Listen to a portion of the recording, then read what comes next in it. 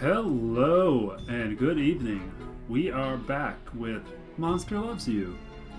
Finishing up the playthrough that was started not too long ago.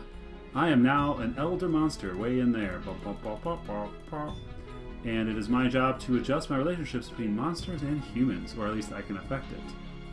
Let's go to Carmen Sandiego and choose our adventure. Oh, hugging monsters? Hell yeah, we're gonna hug some monsters. You're hiding in a shiny wood building. Two humans are holding hands in front of another human. Aha! He makes a lot of noise about witness. The other two look around, disappointed at the empty room. Pull your head over your hat and offer to be a witness. Quietly seek another human doing this. Sabotage their doings. I'm very kind. You sneak into the yard where another human is guarding. You make a polite coughing noise until he puts a hose down to come look. Draw him into the building. He follows you towards the room with the other humans. He pauses and looks down at his filthy gardening clothes, then at the nice clean floors. Get him to help! You reach out and pat the human on the back and make reassuring noise. He's hesitant but nods and kicks his boots off. His socks' feet make no sound as he approaches the other humans to bear witness. As you leave, he winks at you. That is grand!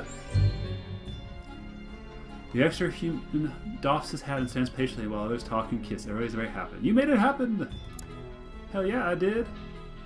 Should probably check myself. So I'm very brave, very kind, and so ferocity is my weakest. But that's pretty good.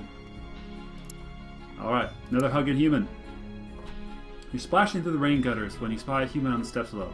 She snuffles and sobs into a tissue. A crumpled letter lies beside her. Oh, let's help the human. You slide down a gutter and squat beside the human. She squeaks, then holds very still when you don't attack her. Okay.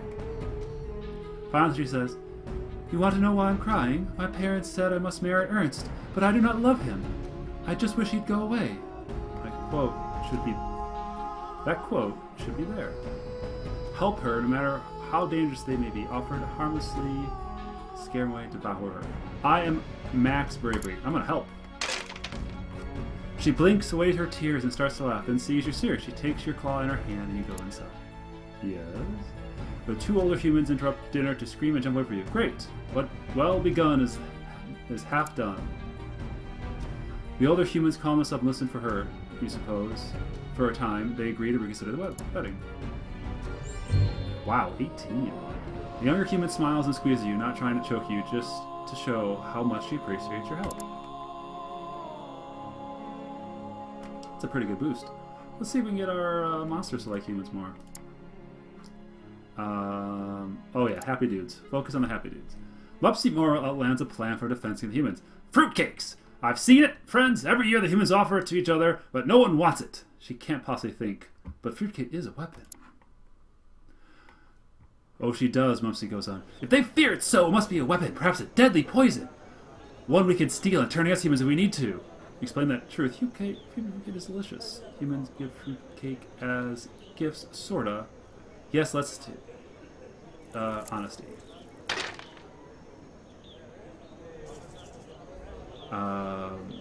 You don't have a sample for them to try, but everybody listens. You're known for telling the truth. Mupsy seems upset. Oh well, too bad for Mupsy.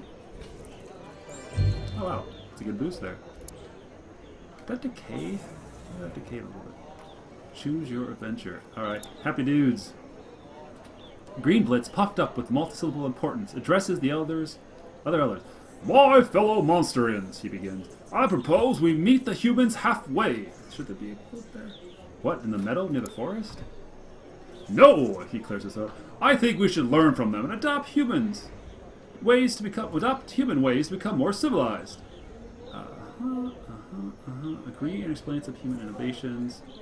Yes, I've learned too much watching. I've learned much.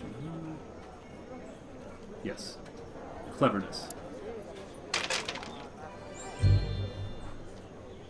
You make a persuasive case. Under your tutelage, the other gathered elders learn much about the organization governing the human way. Alright, so now monsters are... Keep going. Politics some more. Sleeping time. You're just concluding a thrilling speech to their elders. Finally, something goes smoothly. Snark! Snark! Rock! Rock! Snark! What in Znack is that noise? Old Hambright fell asleep in the middle of your speech. Again, his pig-like snout and 4 nostrils gives his snore a poignant yet thunderous quality. Cough gently. Ahem. You'd have better cease whispering at the moon. Hammering keeps snoring. Talk louder to be heard over the snoring. Hammer wakes up. He looks around and says, "You know, humans are pretty nasty. They sharpen rocks and cut things with them. Also, they kill each other all the time." It's true. Explain that humans don't do that anymore. You remind everybody that hammering information is far out of date. Humans forge knives now, and they're only rarely used to kill each other. The older snouter says, "Suppose you're right." Alright. So monsters, they be liking some humans. 74 out of 100. Let's go to get the monsters, humans like us. Let's see. This guy needs some help. Monsters like help. You watch as an elderly human tries to fix his house. He looks up at the leaky roof with a sigh and starts stirring. He goes, "How bad is the leak?" Looks like a trickle of water will get into the attic from the storm. It might do some damage to the human's house. He also left his tool out. Brave the rain and danger, repair the roof. Kind of pitch his tool from the rain. It's only letting some of the rain in. Fix it. Oh, that's me. Brave the rain and danger, repair the roof. I have max bravery. Success! The human's here, hammering above. He emerges just you leap away. The repair is finished. We are helpful monsters. Look at that. Smiling faces all around. I'm good at healing. You're in a secluded hiding place near the park. Suddenly, you see a human grab her stomach and fall over. Is she playing a joke? Not unless it's on herself. There's no one around. Sickness is often the same in monsters as humans. You're in a secluded... now's your time to shine. That's the spirit. What will you do? Be like the spine doctor and doctor her good. Risk being seen by the humans. Oh, I'm maxed both of these. I'm gonna doctor her up. I lay her down her back gently and feel the belly. This rumbling calls her milkweed, and a sure settler of such complaints. We'll go find some. You dash to the park where you find pods of the stuffy. Using your claw, you cut open the pods and drain the contents of the human's mouth. See what happens. She moans and tries to push you away, but you hold her still and keep the medicine coming, just like the spine doctor taught you. Success! A human is soon standing unaided. The other humans come to help her, but she hardly needs their assist. Off you go. Boom, boom. Advanced neurosurgery, plus 15. Hell yeah. The human brushes milkweed fluff from her chin and looks around for Saber. You're sure she's watching as you lop away. That was advanced neurosurgery. Can I check that? Nope. Can't check that.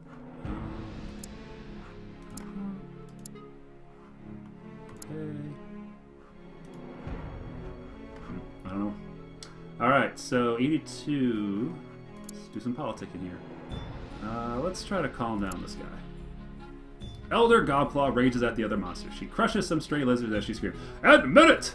Humans are dangerous! Let us smash them to bits!" She's wrong. Challenge her. They're dangerous but could be allies. They're dangerous but could be allies. Success. You list the ways in which humans can kill monsters, but then point out that they make artifacts, such as the one Gobclaw collects. She stares at you. Stare back. She folds her arms and nods. The other monsters mumble too. An elder in the back says, "You always speak the truth. I could hear it in your voice now." Alright, we're at 82, 82. Let's get this up. Weapons. Sword time. The spine doctor looks up from her current patient. She's working a human knife free of your monster. Humans are dangerous. Humans are unstoppable? No. Watch and listen. She says, "Humans, no claws, so they make their own. Awful thing, knife wound takes twice as much milkweed to patch up, and as a jaguar type. Best stay clear, I say. Show that your claws are sharper than any knife. No, explain how they're not all about fighting. Where's honesty?" Boom. Success. That scary knife you explain is used to spread jam on bread. Real knives are much worse. The spine doctor nods a little shy. Alright, so monsters are now winning. Let's do another human quest. Surprise! Smoke, glow, crime. A human house is on fire. There's one small human child outside, and is that a human baby inside? Where are the humans with the big red engine? You can hit the engine in Holly, but it probably won't get hit with the house close. Okay. Take action! Little human skin is burnt and it howls weaker by the second. The heat is so fierce you're already starting to hurt you. Muster the courage to get the baby out of the house. Requires bravery. You crash in the building and duck, and gouts of flame rush your face. Ow! Keep at it. Success. You slash with your claws, make a path, and the house collapses one wall at a time. But when you're done, you're holding a live human. Get out of there! You both tumble out of the building, cloud of smoke. Several humans come up and wrap you both in wet blankets. Thank you. My job here is done. 8? That's it? You slip away from the crowd. It gets bigger and bigger. You don't see the baby, but you're sure it's in good hands. Alright, let's try to push that some more. Pointy finger guy. An older human and many children sit in a row. It is in a hot, echoing room.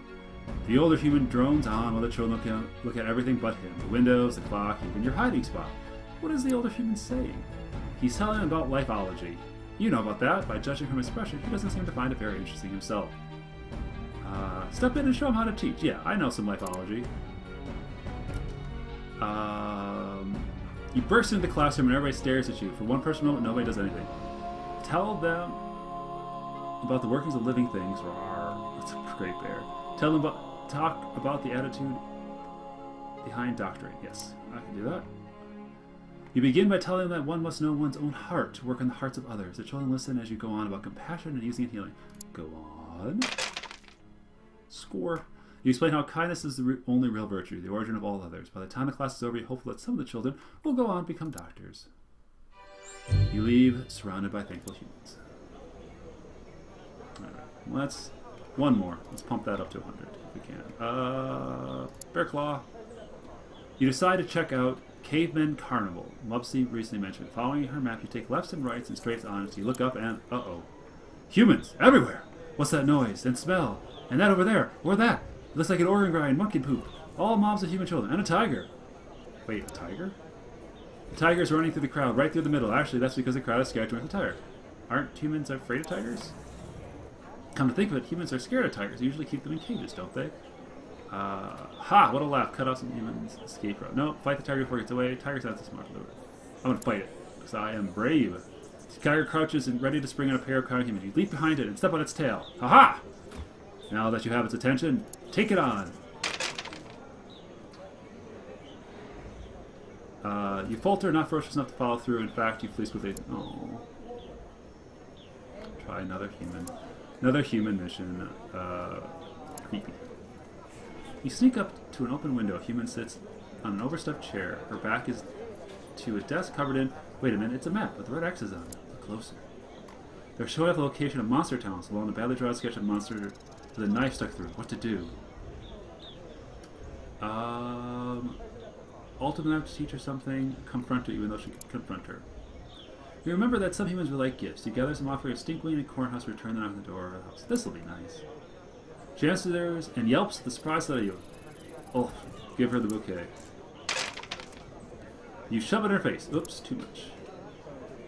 She seems to find the situation more curious and frightening. For me? Not at her. There we go. Maxed out. She looks bewildered but touched. She utters a quick thanks, hesitant before retreating to her home. Okay. Alright. One more day, and we're at 100% humans love us monsters. Let's do Clever Guy. You and some other elders are conversing when Virarok walks up, proudly holding a toaster. Funny, you have a toaster just like that. Wait a minute. That dent, it is your toaster. Hey! Virarok crows. Look what I found! At the bus stop! We can take whatever we want from humans! Show how a human could take it back. Claim that monsters and humans... Most monsters and humans both value the truth. Yes, honesty. Virarok tries to flee, but the other monsters stop him. You take back your toaster and step on his head for good measure. He says you're lying, but they trust you more than they trust him. So that's out of it. So let's see what we can do. As you walk through the Portland Square, you think of your past life. It hasn't always been easy, but you built up a reputation. You're quite well respected. Yes, well respected indeed. The monsters and always feared and loathed humans in the past. Your work towards improving relations has paid off. Monsters would come to respect and like them. Well done. Meanwhile, humans once hated all monster kind have come to understand that monsters aren't terrible, evil things. Rumor has it that the humans think pretty well of you. Well, thank you. Shattering your reverie, a terrible commotion erupts. Elders and younglings, monsters alike, are milling about in a great mob. What is it? Blots drops from nearby. Humans! Humans are coming this way! Blistry says, "That's wonderful, we could talk to him." It's true, relations have been warming up. Both monsters and humans meet in the whale mist. There is considering shuffling of feet and Paul. Everyone wants to talk, but no one wants to make the first move. Only some monster first speak up. I'll do it! Yes, if only a few of the other elders look at you, strangely enough. Welcome humans as friends. Everyone breathes a sigh of relief. You put your best foot forward. It's the first step of a long journey in which monsters and humans will cooperate in all things. What happens next? Universal prosperity. You dare to find a narrow gap between fear and hate. Now humans and monsters work together for the benefit of all. Yep. And so, monsters and humans worked, lived, and played together for many generations to come. Hooray for the future. The end. Final personality, pretty solid. There you go. One of the possible multiple endings of Monster Loves You. I think this is a pretty cool game. I think it's very cute. I think that you might have missed it in the Humble Bundle a couple weeks ago, and that's too bad. But if you're still thinking maybe you'll give it a try, I say go for it. It can be played by yourself, with others, or I don't know, you could watch someone play it. That'd be weird. Cheers.